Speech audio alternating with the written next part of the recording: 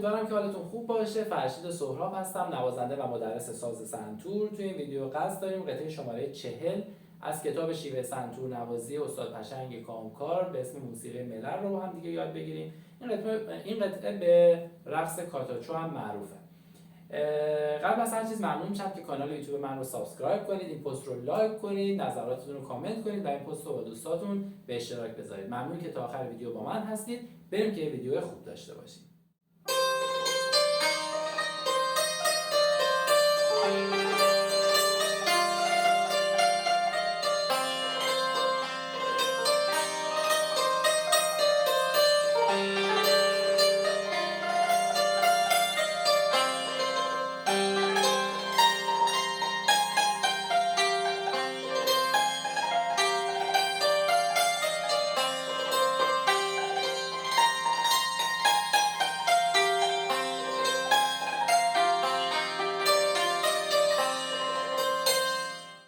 قطعه شماره 40 یه قطعه دوچاره و خب دو ضربی دیگه و شماره‌شون براش به صورت دو تایی میشه. این دور شماره‌شون دو تایی، یک دو.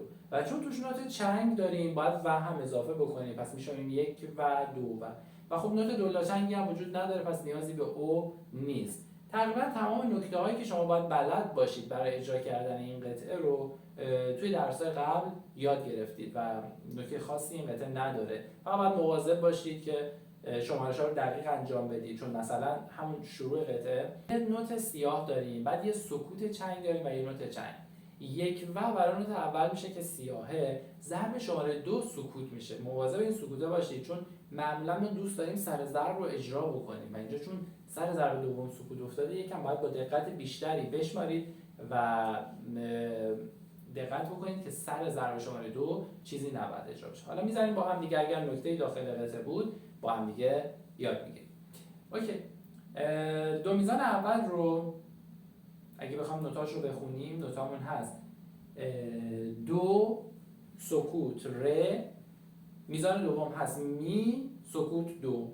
پس نوتمون شد دو سکوت ره می سکوت دو. میشماریمش یک و دو و یک و دو و یه بار دیگه یک و دو و یک و دو و. دو میزان بعد نوتامون هست می می ره دو ره جفت سل، می می ره دو ره سل. میشماریم یک و دو و یک و دو و. پس این چهار میزان که یه عبارت رو کامل میکنه به این شکل در میاد: یک و دو و یک و دو و یک و دو و یک و دو و. اوکی؟ قسمت بعد میزان پنجم از خط اول نوتامون هست ره می، میزان بعد فا ره. به راست چپش توجه بکنید، دوتا اول با دست راسته، ره می فا ره. میشماریمش یک و دو و یک و دو و دو میزان آخر خط اول که جمله رو تکمیل میکنه نوتامون هست فا فا می ره دو و دو سل. پس شد فا فا می ره دو سل. حالا اگه بخوام این دوتا میزان رو با شمارش برم میشه یک و دو و یک و دو و. کل خط رو من اجرا میکنم که ملودی رو متوجه بشید چطوریه. یک و دو و یک و دو و یک و دو و یک و دو و یک و دو و یک و دو و یک و دو و یک و دو و. حالا بعد این خط رو تکرار بکنیم. بار دوم دیگه ولتیک اجرا نمیشه و به جای ولتیک ولت دو رو میزنیم. در واقع توی بار دوم اون دو سولی که دو تا نوت چنگی که آخر خط اول هست حذف میشه و فقط یه دونه تک دو میخوره. اوکی. پس بریم از ادامهش کار کنیم، بعد که کلا اجراش کنم متوجه میشید که حالت اینجا چطوریه. خط دوم میزان دوم نوتامون هست جفت سل جفت دو، میزان بعد جفت سی و بعدش نوتمون هست دو سی. پس شد سل دو سی دو سی. میشماریم یک و دو و یک و دو و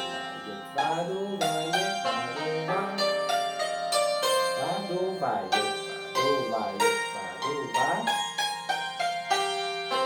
یک و دو و یک و دو و یک و دو و یک و دو و خیلی قطعه پر انرژی و جالبیه. اگه بخوایم با مترونوم بزنیم خب سرعت قطعه 80، پس مترونوم رو تنظیم میکنیم روی 2 ضربی و سرعت 80.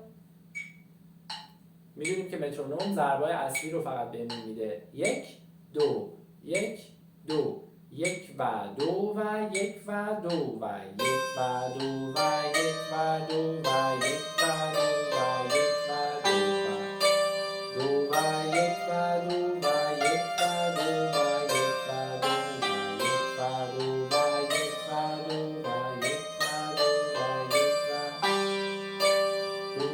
1 و 2 و 1 و 2 و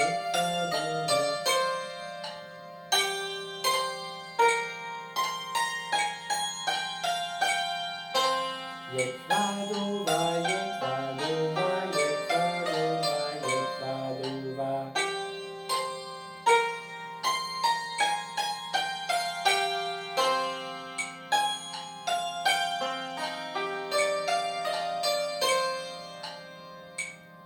و بعدها که تکنیکاش رو یاد بگیریم میتونیم یکم پرتر و حرفه‌ای‌تر بزنیم، مثلا به این شکل.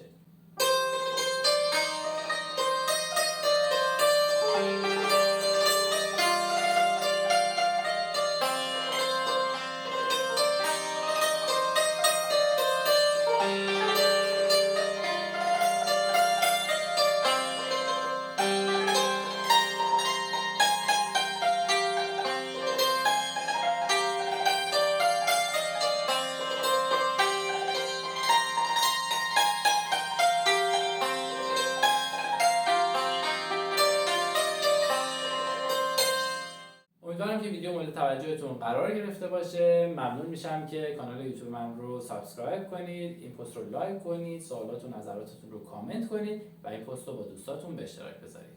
ممنون از شما.